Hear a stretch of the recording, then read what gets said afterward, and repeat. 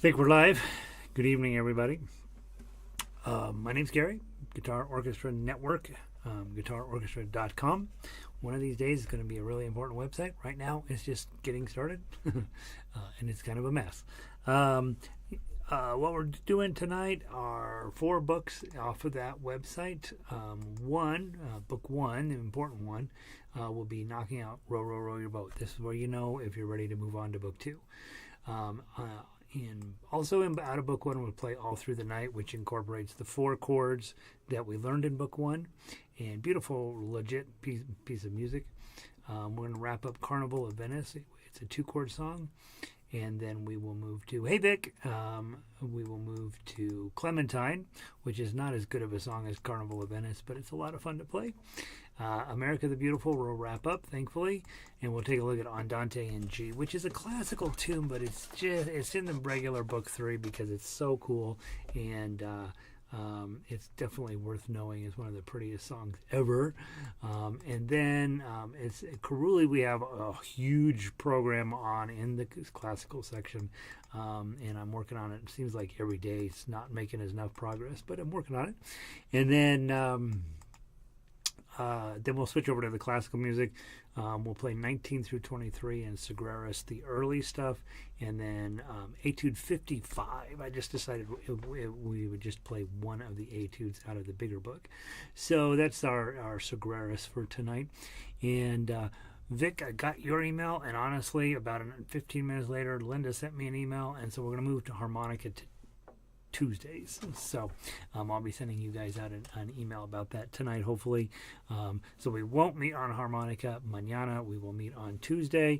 And I'm thinking really hard that we will probably do 6:30 and 7:30 because I am realizing that getting home from work and getting settled in at 6 o'clock is going to be kind of tough some nights, and so 6:30 is what we're going to shoot for on Tuesday nights. And that's kind of funny. I asked those harmonica players, I said, hey, I need to move this to Sunday, and I immediately got 2 emails from the important harmonica people, and they were like, no, you can't do it on Sunday. Pick a different day. So we're doing it on Tuesday. All right. So let's get going. Hey, Gary, welcome in. Yay. I'm looking good. I'm looking terrible, but thank you. You're a kind person. All right. So let me pull up our playlist. Let's go grab Row, Row, Row Your Boat out of book 1. And remember, this is for those of you guys that don't think Row, Row, Row Your Boat is very is complementary to your skills. This is where you learn how to really, really play. If you can play this, you'll probably play everything in the next 3 books, or in books 2 and 3. And so it's an important moment. And if you are looking at the January 20th, 2025 version of this, and you're just looking at the standard notation, that is pretty legit music. It is not, we're not clowning around here. This is real stuff, and it's pretty hard to play, honestly. All right, so let's talk about it. Let's get it into our D chord. Remember, that's this one. Go ahead and memorize D chord. It's going to come up every single day, probably every single song you play. And so let's make sure to do that. All right. I'm going to play the tough uke. The first time through, I'm going to play with my claw position, so I'll be plucking everything. And then the second time through, I'll switch to thumb and play everything through. Remember to keep your rest strokes where they belong. And remember to count in 2. So it's 1 rest, 2, bump, bump. 1 bump, bump, 2 bump, bump. Row, bump, bump. Row, bump, bump. Row, bump. Your boat, bump, bump. So that's how you think about 6/8. Okay?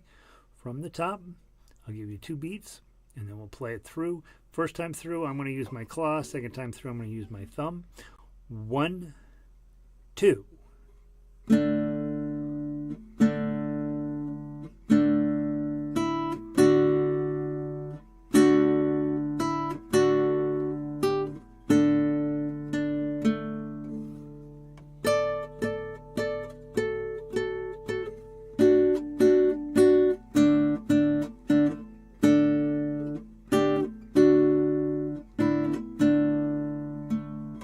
Switch to your thumb.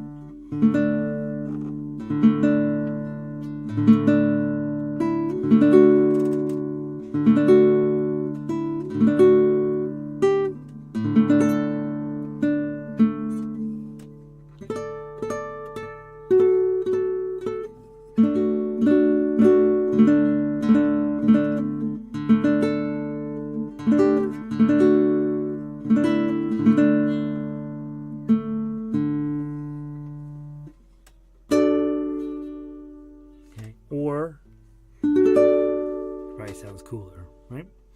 Beautiful. Hey, Yago. So again, I think of Row, Row, Row Your Boat as the graduation piece. Like, can you play that? If you can, you're ready for book 2. If it's still a struggle, and especially when you're taking my in-person classes, I do get people who are still struggling with this whole idea of chord melody playing when they get to Row, Row Your Boat. And I say, you know what? Take the class one more time, and then instead of all new information, it'll just be review. And the second time you get around to Row, Row, Row Your Boat, it's no big deal. It's really one of those moments where you're just playing a D chord, but one of the D chords is here and one of the D chords is way down here, and that's exactly the skill you're going to need for book 2, and even a little bit harder than book 2. So, yeah, book Row, Row, Row Your Boat. I love that song so much.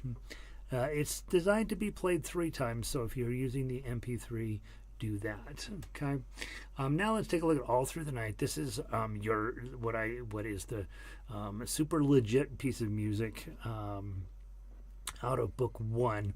It's 2 pagers, right? So you got to learn to turn pages, but it is all the chords you've learned so far: D, E, A, and G. Sounds beautiful. If you learn the first 4 measures, the next 4 measures are the same, and the last 4 measures are the same. So remember, when we get to measures 9 through 12, we're going to switch and do a thumb down. This song is designed to do both claw picking, blump, blump, blump, blump, blump, blump, like your classical guitars, and thumb picking, like you are a rock and roll or a folk music player, right?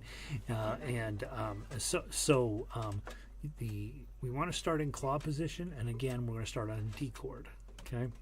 And so we could, well, one, review your chord. You got a D chord, E chord, A chord, and G chord, and then okay.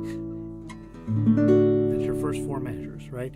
And so if you don't know the song, sleep, my child, and peace attend thee all through the night. That's it. That's the whole thing. That melody repeats, and then in the middle we'll show you it's a little different.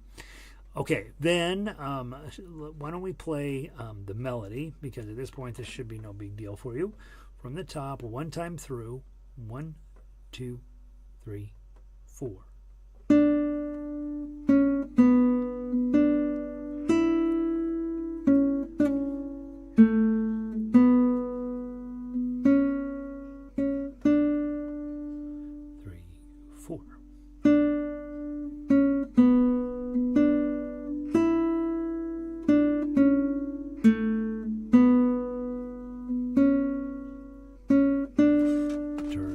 Page and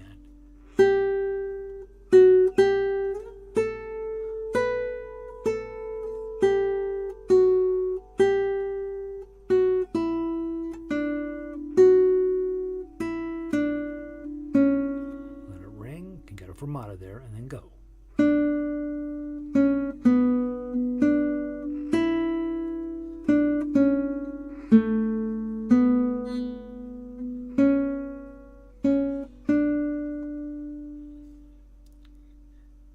Okay, and just really pretty melody, right? Sheryl Crow did a version of this song a bunch of years back, and she, of course, is a better musician than most people, and so it's really nice. And if she did it, you got to figure it's okay. Next, let's take a look at Tough Axe. Sorry. Put your D chord on. Anytime we're playing fingerstyle, chord on. Other thing I've been doing, I've been watching a ton of classical guitar videos lately, and I want to encourage you with this hand, right? I'm doing a bad job of it.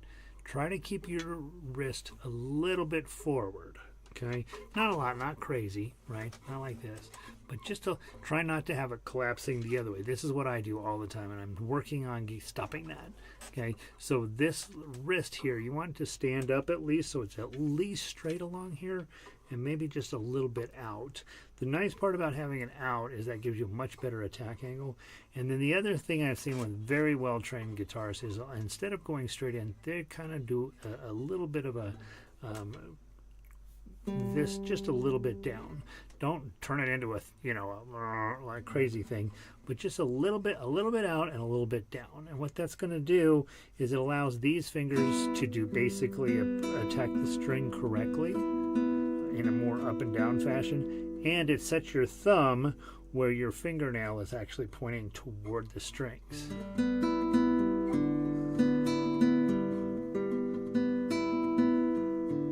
And that, I think, is true for every song that you play. If you can get this a little bit poked up and this a little bit pushed down, you're going to be in a little bit better position to make better sounds. Okay, we talk about this hand early on. I don't see your thumb. This part of your wrist is always perfectly straight if possible, right? And that your fingers, for the most part, are going trying to be as flat as they can, going up and down like this one. When you get a chord, of course, you got to smush things around just a little bit. But basically, I'm always thinking about my index finger going this way into the fretboard and my pinky going the opposite way into the fretboard, so that they're sort of counterbalancing each other. And then these two fingers, I'm always thinking about trying to keep my knuckles standing straight up. Okay, now I bet you watch every video that I've ever made and you'll see lots of times when I'm not doing that well, but that's the goal. Okay, and you will play better if you can just consistently talk yourself into doing those couple of things right. What will happen is eventually it feels normal, and then once it feels normal, your playing gets better, right? So that's kind of cool. All right, let's go through the tough acts on All Through the Night very quickly. So we start in D chord, pluck the first 3 notes, or strum them, right? You can use your thumb, but I'd rather you not. I said use the claw and pluck is what I said on this, because I want you to use both. We've been talking about both systems all the way through book 1. Now we have a chance to use both systems in the same song, okay? So D chord, 3 fingers, play the 0, 2, 3. And then I want you to just slide your ring finger back and get the 2. And then take everybody off. And then put the D chord back on. Okay? Now, slide your index finger straight back. Don't even lift it up off the string. Lose your other fingers. Pinky, just slide it back. And now you've got 0, 1, 0, 0. And your thumb is on this top string. As soon as you do that, get these other 2 fingers on to create the E chord, and then your pinky down on the 3. So there's a lot of work to be done at this moment, but you have 1.5 beats to get there, so hopefully it goes well. Okay, so pluck that. Very quickly change to the A chord. Hit the 2. Okay, now as if you're making a G chord, but just worry about your ring finger. Get your ring finger up onto that 3 of the 4th, 6th string, and hit 3, and then the 3 opens. Okay, back to your A chord, and hit those 4 strings. Use your ring finger to hit that bottom string, the 2, and then back to your D chord, ring, thumb, index, and middle over here. Hit those. And then pluck 2, 3, 2. Nothing changed on my left hand. Next, we do that whole entire thing again. Go.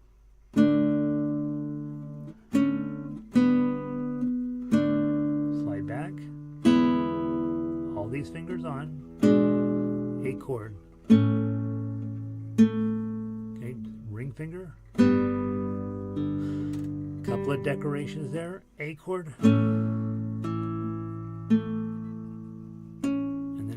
D chord. 2 more decorative notes. Okay, that's how you want to play that front section. And if you were like, I don't know what he's talking about, come back and check the recording of this week on this spot.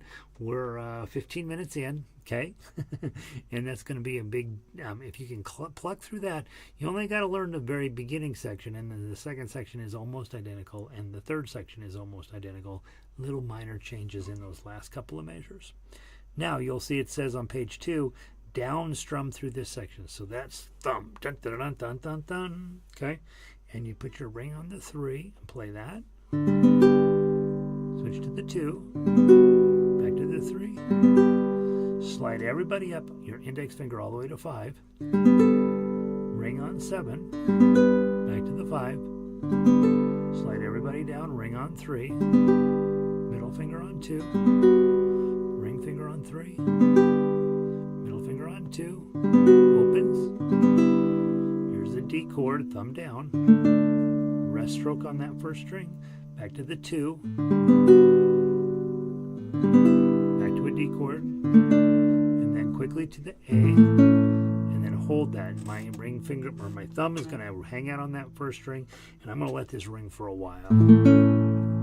Okay, I got a nice A string just ringing wildly on its own, and then when I'm feeling it, okay, put your D chord back on, go back to your plucking, three strings, all the way to the back.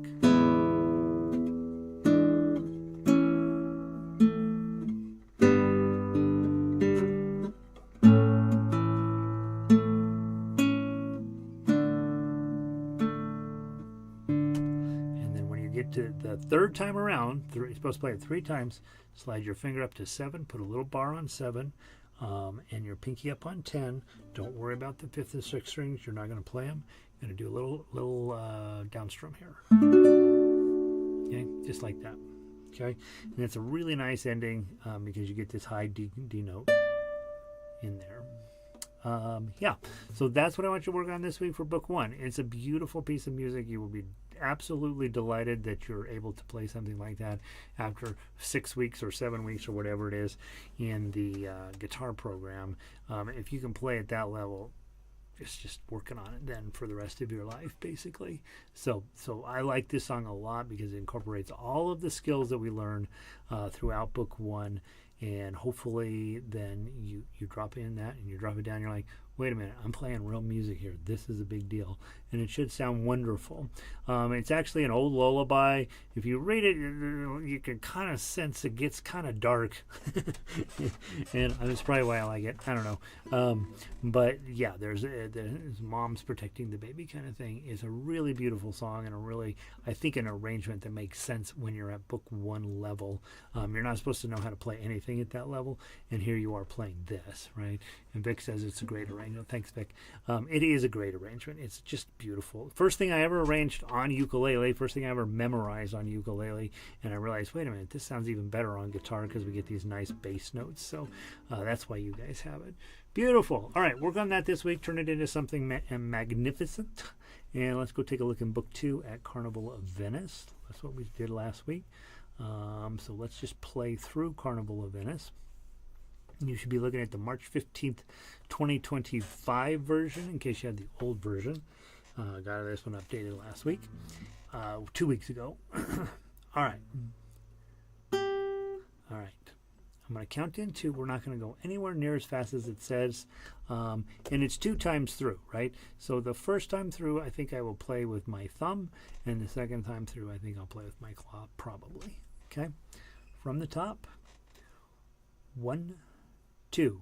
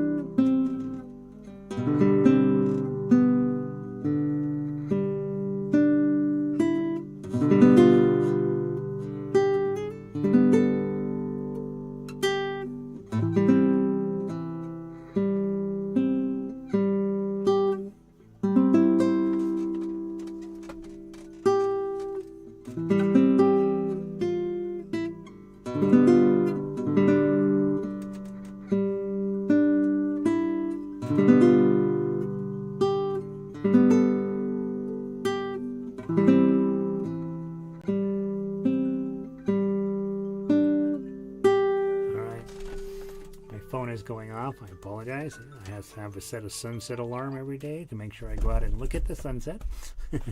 Okay, we just hit the last note of measure 32. Let's go back to measure 1. Switch over to claw from the top. I'm going to give you a 2-beat count in, and then we'll hit that 3 one more time. 1, 2.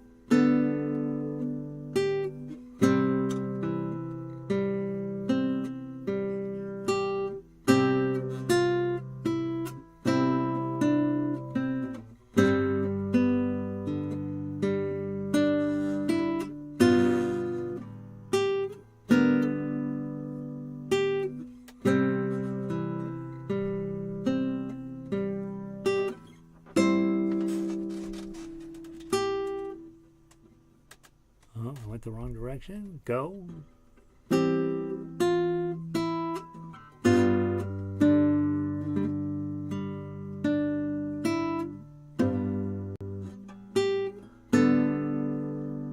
Second ending.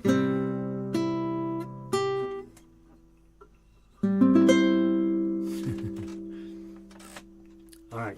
So here's the beauty of these foot pedals is you push the button and the page turns. Sometimes you push the wrong button and the page turns the wrong way. So you have to learn that. I always try, if I'm going to use the foot pedal, to not wear shoes so that my feet can feel through my socks the foot pedal a little better. But that looks weird when you're on stage. You know, when you're traveling the world as a global performer, you'll get a reputation if you wear socks on stage. So you think about whether how you feel about that. All right, let's move on. That's good enough for today. Clementine. Now, Clementine, the reason it's in book 2 is it is a 2-chord song, A and E 7. But what's interesting about it is you got to get the rhythm right or it doesn't make any sense, okay? And so it helps if you know the song. Bottom line, you got 7 verses here, 8 verses. That's too many verses, but that's how many are here. And the narrator becomes more and more of a piece of junk as we're going along. So starts off, he's in love with this girl, and she's living in a shack with her dad, and they're very poor, and she has to wear boxes for shoes. Because of those boxes, she falls into the lake and drowns, and while she's feeding the ducks, because they're going to eat the ducks, and he doesn't try to save her because he doesn't know how to swim, which you should still try to save somebody even if you don't know how to swim, but he didn't do it. So she's dead, and then her body comes floating up in the sea of brine in his nightmares, and everything's just like so sad. And her dad ends up killing himself because he's lost his daughter. All this stuff, everything just gets worse and worse and worse. But it's all is over once he finally kisses her sister, and then he forgets about Clementine. Right? So it's exactly the kind of song that men tend to write when they're not thinking about how stupid they are. And so the key here is, I think if you sing it before you start it, you'll get close. In a cavern, in a canyon, excavating for a mine, dwelt a miner, 49er, and his daughter Clementine. Okay, so that's how you get it. Let's put some chords to it and see how we do.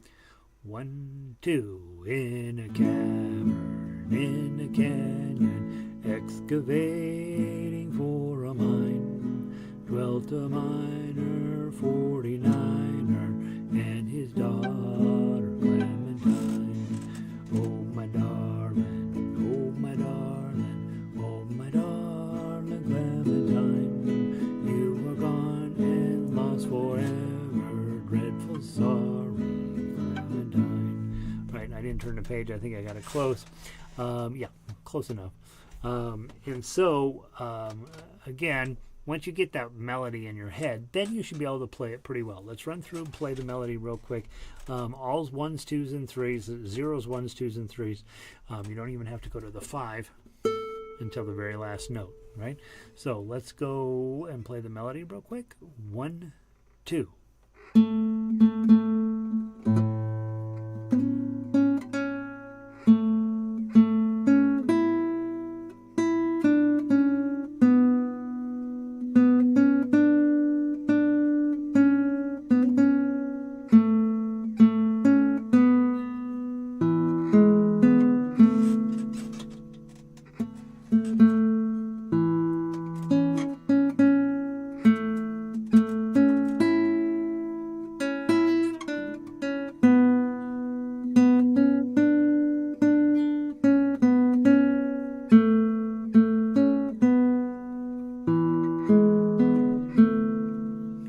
Repeat it 7 more times.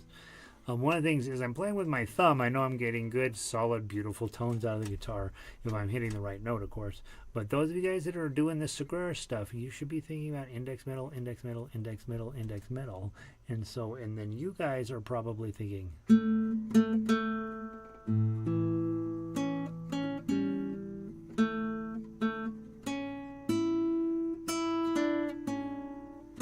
I did it right, but you see what I'm after there is index, middle, index, middle, index, middle. Practicing that and probably doing rest strokes on all of those because it'll definitely sound better. Whoop.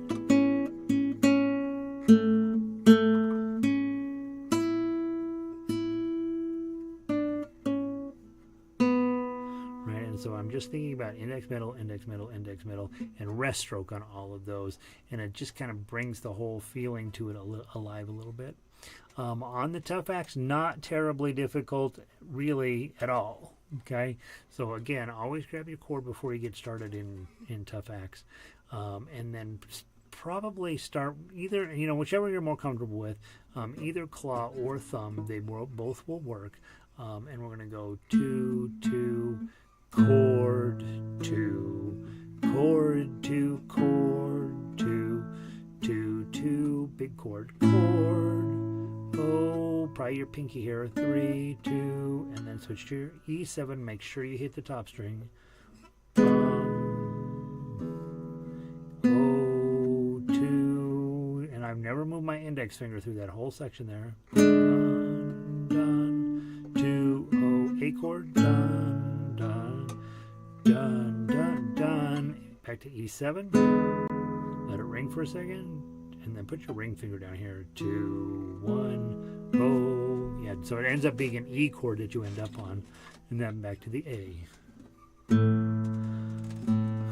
dun, dun, chord, 2, chord, 2, chord, 2, 2, 2, chord, oh, 3, 2, chord, oh, 2, chord, 3, 2, oh, chord, 2, 2, 2, chord, 2, 1, oh, chord.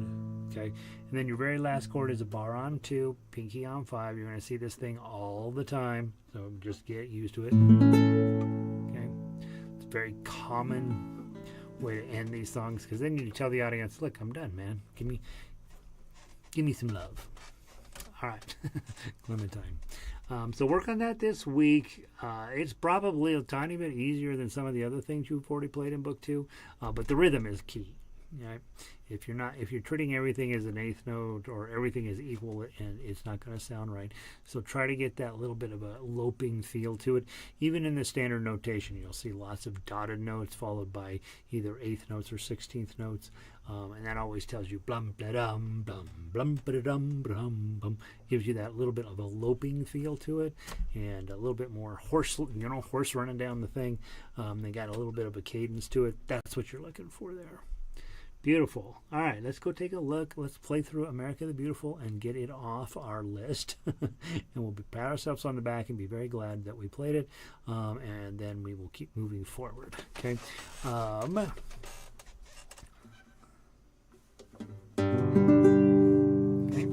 Let's see how we do. 2 times through, go down to measure 16, come back to the top, come down, and then play to the end, skipping measure 16. I made a note last week, I think, measure 12, you need to use your alternate G. That's where you're going to use your middle and ring up here, because you are going to need your index finger for the G7 that follows it afterward. That's really my only main note on here. I got a few fingering choices that I've made, but you do you, okay? 1, 2, 3.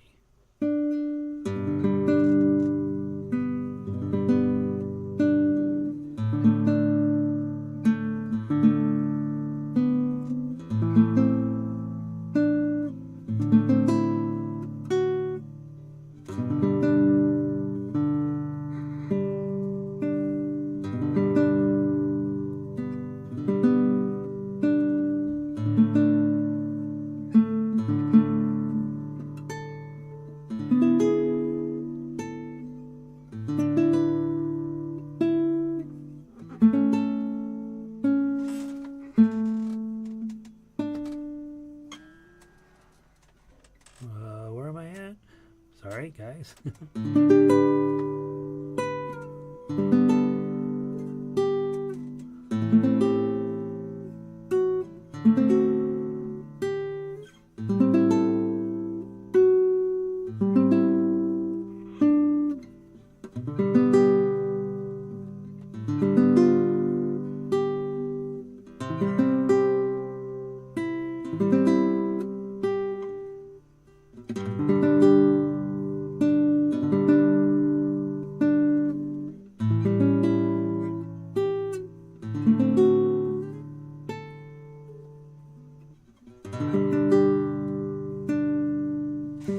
Top.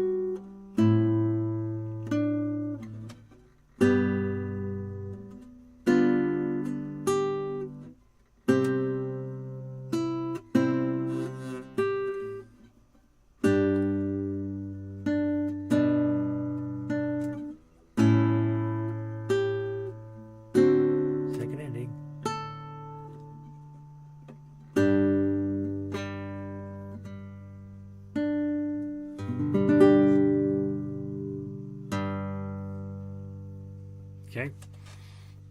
Yeah, a couple of mistakes in there, but you got the idea, right? It's not exactly an easy song to play. There are a couple of moments that are like, getting your fingers to unglue themselves. And after talking with you about measure 12, I did it wrong both times through, so I need to work on that. And now we are done with America Being Beautiful in more ways than one. Let's go take a look at Andante in G. And that is by Ferdinando Carulli. If you don't know, over in the classical section, I have 40 Ferdinando Carullis. This is one of them. It's actually Opus 241, number 5. This version here, I added a few little doodly doos and things that I think are kind of cool that Carulli should have put in. And so this is a little bit fancied up version of his. And the reason I like it is there's a couple places in Carulli where he very much follows the rules of classical guitar, right? Follows everything is exactly like it's supposed to be. And sometimes in a modern age, we want to smoosh things up a little bit, make it a little bit more dramatic or whatever. And so that's what I did here. Not much, right? It's still the same song, just a little bit fancier. And we're not at the university, so we can actually play music if we want. The focus here is getting your fingering right. Okay, so the thing looks crazy on the page with all those 16th notes, but don't play it fast. Like quarter note equals 40. That's supposed to be incredibly slow. You play it at the speed you can play it at. Also notice there's no line for the melody here. You're just jumping in and out straight at tough acts.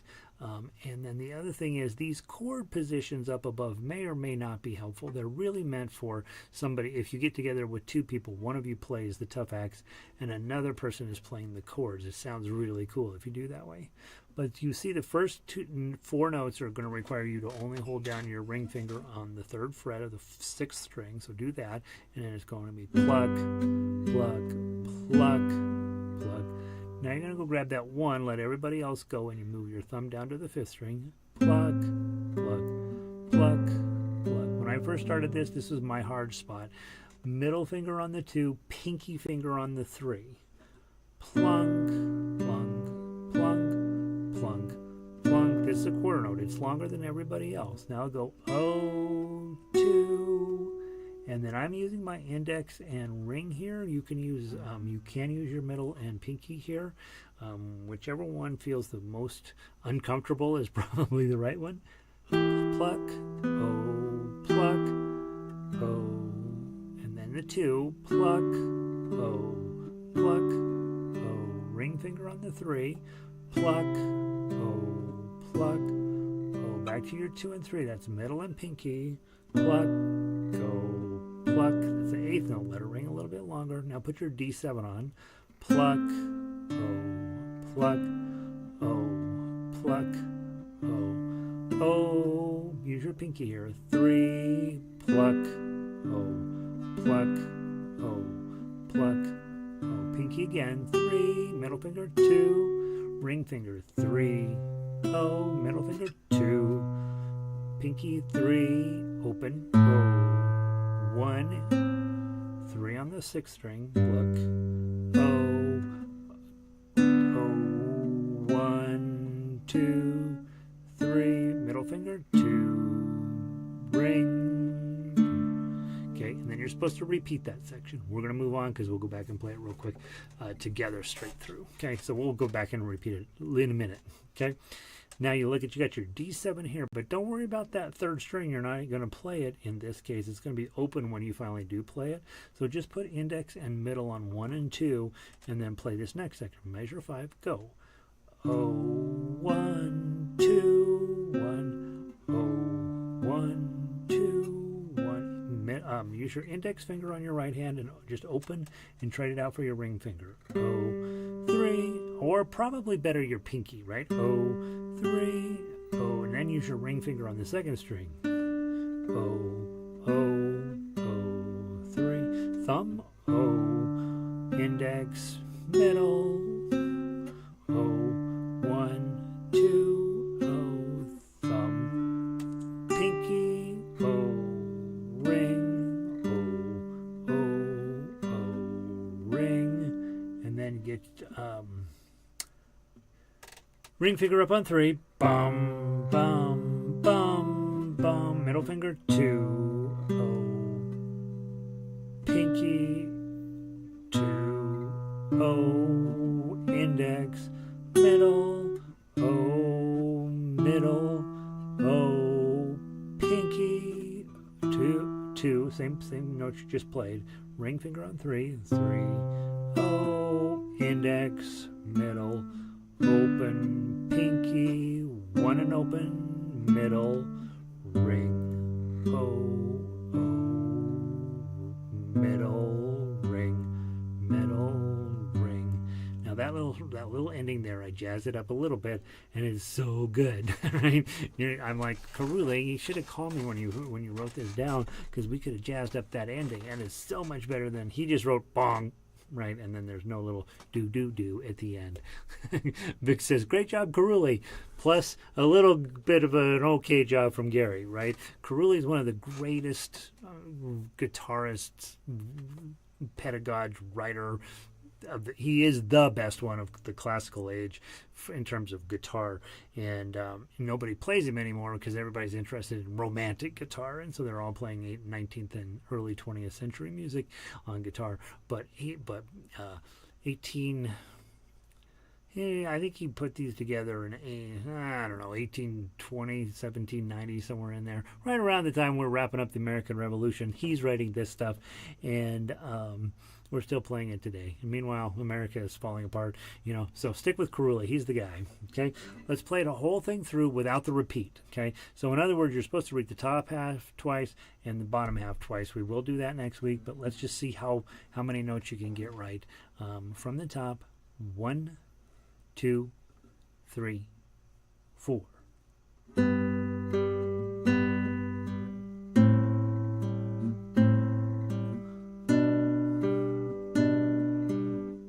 it ride for a second.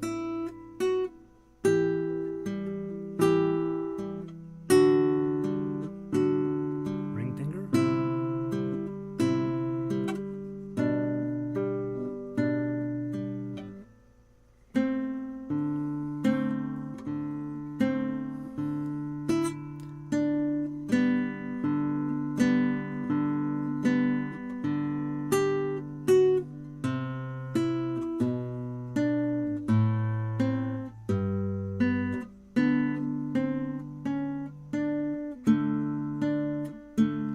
Going.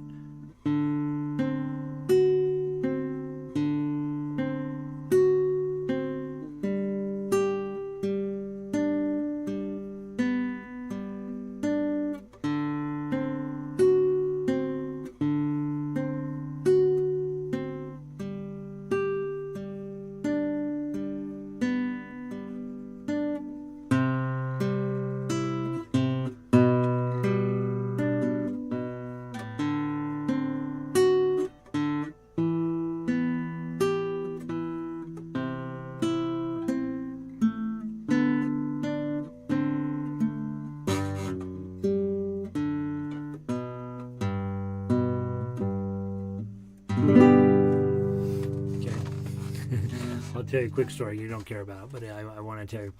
When I went to the university my first year, one of the songs that coincidentally they assigned to you is this song, and I played my arrangement of it, not the one in the university's book, and there was a bit of a kerfuffle over that, and they're like, what, wait, you've added some stuff to that. And I'm like, I know, I shouldn't do that. But I don't know, I guess I was more than happy to get a half a letter grade marked off for it and make it better. Sounds great on the Telecaster with increased chorus, right? So Greg's in there rocking out hardcore with electronics. There's any number of really, really fine classical pieces that have been done on various types of electrical guitars with various types of pedals to great effect, actually. I'm thinking of Bach's Bourrée. Can't remember who did it, but somebody originally did it. This heavy metal-ish kind of sound to it. It sounds amazing, of course, because it's Bach, right? It's hard to screw up Bach. And yeah, really, really interesting stuff. Good to see you, Greg.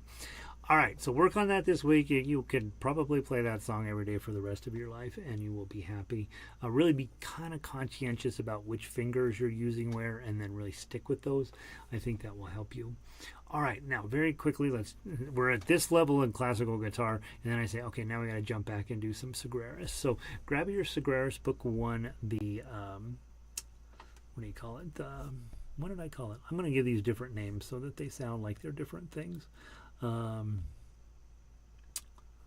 Sagreras Book 1, numbers 1 through 45 is what it's called in your book. That's terrible. I'll give this a much cooler name, and then we won't be confused anymore. 19 through 23. Again, we're just trying to memorize the notes on the fretboard, and so that's what a lot of this is. And we will go, we'll just plow through this, do the best job you can with your fingering. You're really talking about index, middle, index, middle, index, middle. And I do think this process, once you get it under your hands, which to this day I don't work on it enough, and so I'm still fighting it a little bit, but it really makes you sound better, and it will make you faster. Okay? So put your 1 on, get those 2 fingers ready to go. And we're going to do from C up to G and back. 1, 2, 3, 4. 1, 1, 3, 3. Oh, oh, 1, 1.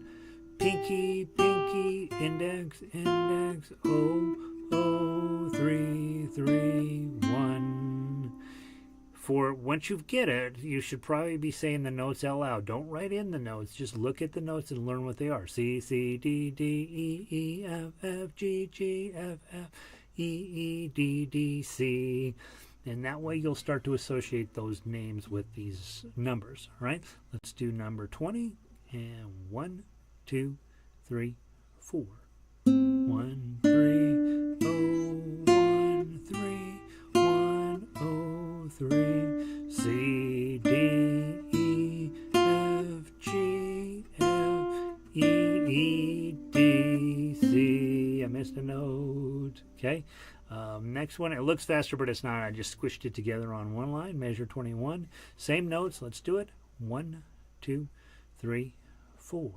C, D, E, F, G, G, G, G, G, F, E, D, C, C, C, C, C, D, E, F, G, G, G, G, G, F, E, D, C. Okay, same notes. Measure etude number 22. 1, 2, 3, 4.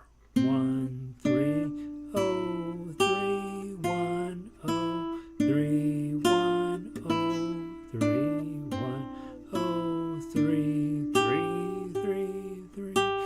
1, 3, oh, 3, 1, oh, 3, 1, oh, 3, 1, 3, 1, 2, 3, 4. And so you can see when they start mixing it up and it's not just up and down, you start to get a song. You start to get some melody out of it. It's much more pleasant to play and also a little bit harder. So that's what's kind of cool about melody, right? All right, 23, now the toughest one of them all. Let's give it a try. 1, 2, 3, 4.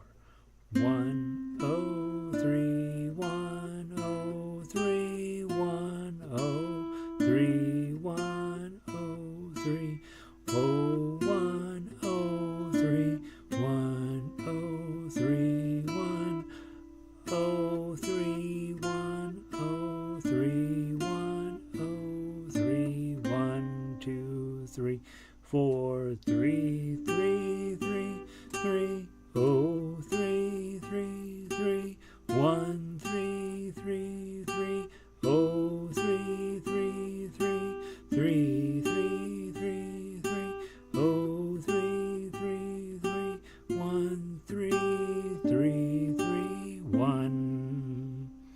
Okay, and then I noticed right as I got the end, I'm like, oh, it's a whole note. I'm going to play it open, and I shouldn't do that. I should play it at rest stroke just like everything else. That's what we're working on in those etudes, is rest stroke with index and middle. He gave you 45 of those etudes, so it should tell you, hey, this is probably an important activity, even though it's kind of boring. Okay, so there we go. And then, boy, we're cranking it through tonight. Our timing is good. Let's go take a look at the other Sagreras piece, which is the Endless Etude. And remember, he wrote all this stuff. I just added in a few notes to make it where you could go from one etude to the next etude in a seamless fashion, because all of his etudes, even up into the later books, are pretty short, and no one wants to listen to, like, about the time you get started, you're wrapping it up, and people are like, wait, that's it? And now we'll have a chance to play for 4 hours straight without ever pausing, and play from reasonably playable pieces up to crazy difficult pieces, all of them amazing. Every single song out of these 7 books of his are just wonderful. And so let's take a look at 54 here. That's what I said we were going to work on. 55, sorry, let's take a look at 55. Oh, I need to pull down the more recent version of the book. Sorry, give me just a second. I think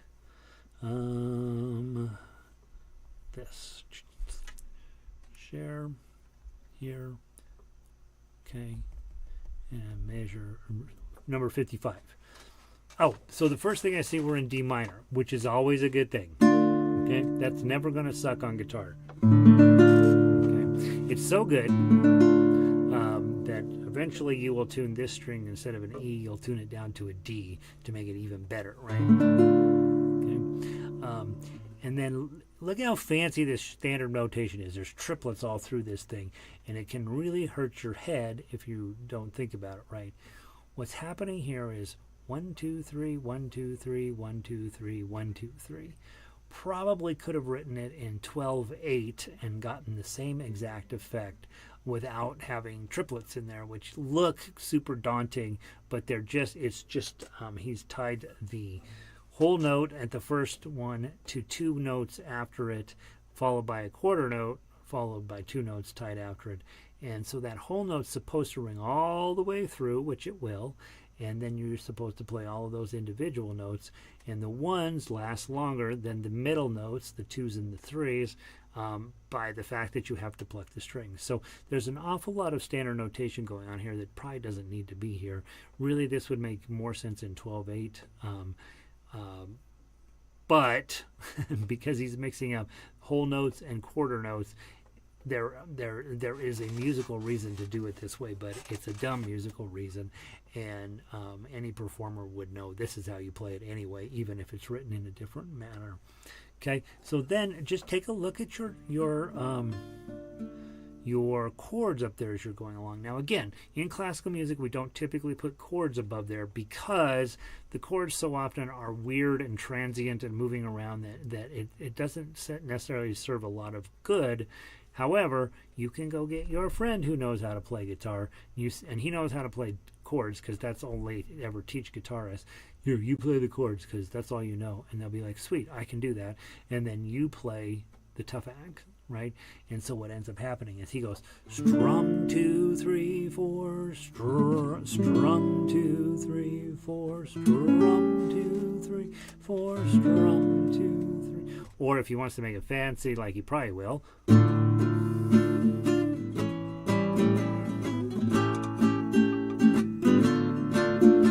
he'll do something like that. And then you are going to just play the notes on the tab, and together you're going to be amazing. Okay? And I always say he does it because I always imagine some, not all together with it guitar boy playing chords, and then you being the miraculous musician you are, knocking out the rest of it. Okay? So let's go through it real slow and just pay attention to the chord shapes as you're going along, and you'll get this. Okay, not worried about that at all. Just glance up at the chord shape and then get back down to the tablature. Okay, I'm going to count 1, 2, 3, 2, 2, 3, 3, 2, 3, 4, 2, 3. And then we're going to go 1, 2, 3, 2, 2, 3, 3, 2, 3, 4, 2, go.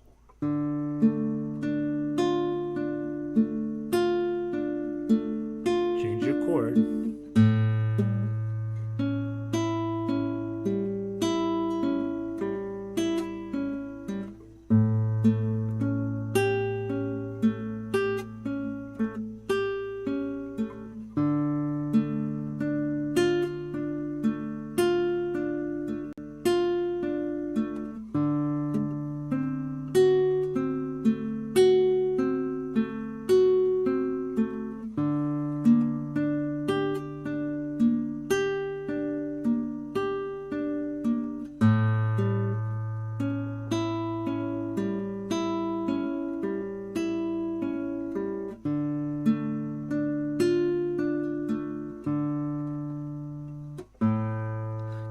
Last note, that A is going to be used to take you back to on the repeat, right?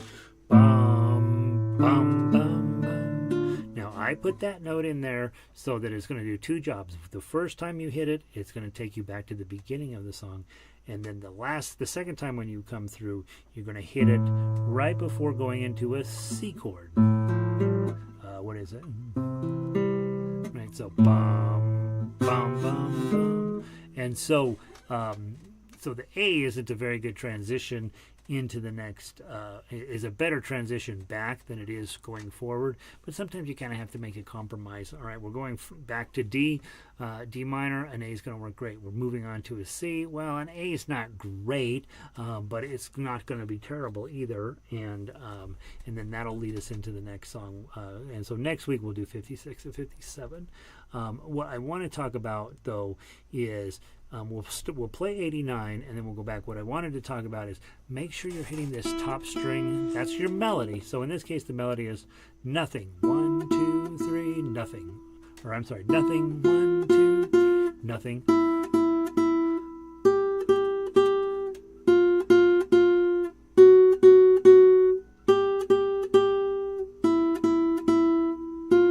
That's your real melody. That's the melody you're playing. So you want to make sure to always hit that top string clean and louder than everything else around it. And of course, we're guitarists, so we love hitting the bass notes heavy, right?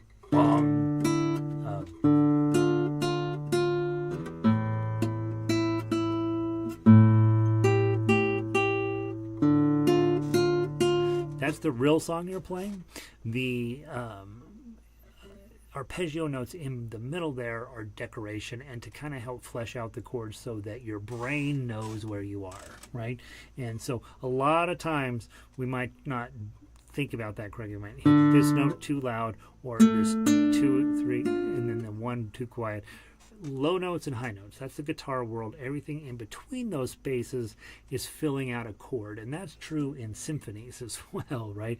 The high notes are played by the higher pitched instruments so that you can hear it. That's where the melody is usually going to be sitting, and then the lower notes where the bass and the tuba and those guys are, that's the other place that kind of keeps you grounded. And then all the other instruments in between there are doing some form of the chord.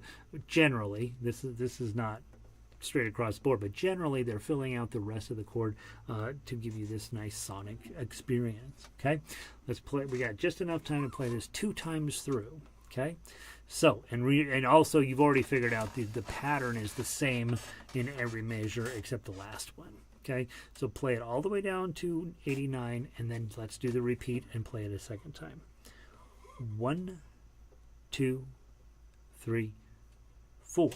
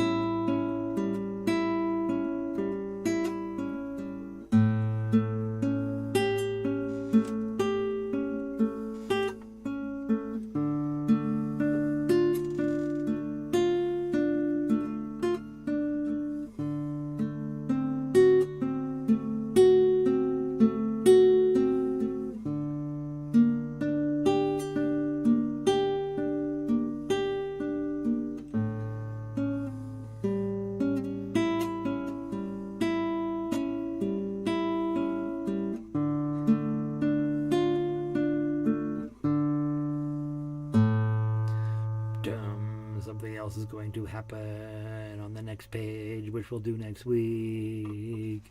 Okay, so you see where I'm going here, right? Is we want to get, like, that's a real song. Like, that sounds like something, right? You're like, ooh, that sounds kind of scary or sad or important. You could picture that being kind of the introduction to one of these TV shows where there's a bad politician, right? And so trust yourself that this means something. Right now, it may be above your ability, may be below your ability, but I know that you can do it if you put your mind to it. In every case, I was thinking about the chord shape. Most of the time I was struggling with the A7 because I was trying to put my index finger here and I wanted to really put my middle finger on it. And then I wanted to put this little mini bar here at 54 on that other A7. It felt like that would have been the better way to do it. One time I did index, middle, and ring. That felt super awkward. So I would say if it's a bar, use a mini bar. And that's measures 84 and 87. And then otherwise, just use your standard chord shapes. And you're going to get a really cool kind of dark, interesting sound out of these. And we have millions of them to go. So, give yourself a little bit of time and just trust me that at this point you're playing what sounds kind of like dark, scary, kind of maybe-ish a real song, and then it won't be very long before we're playing some really legit music, and we'll use the skill set you're building now to get you to that level. So remember, change your strings once a year, probably twice a year if you're playing every day. Play every day, right? And then you know I need to change my strings twice a year. My strings now are getting up toward 9 months old, and they sound terrible.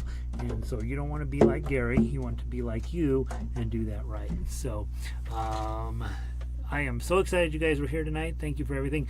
Tell your friends. I'm here every Sunday night for an hour, and we start you at level 1, put you book 2, run you into book 3, get you some classical in there, and then you'll be like Gary and Greg and Vic, and Iago. Forgot Iago was in here. You can play anything, and once you are knocking out these Sunday nights with some relative ease, the world's your oyster. You can play anything. So, not anything. There's a few pieces you can't play. There's lots of pieces I can't play, but you'll at least know what you're doing. So, all right, guys. Have a wonderful evening. Thanks for being here. I'll see you soon. Peace.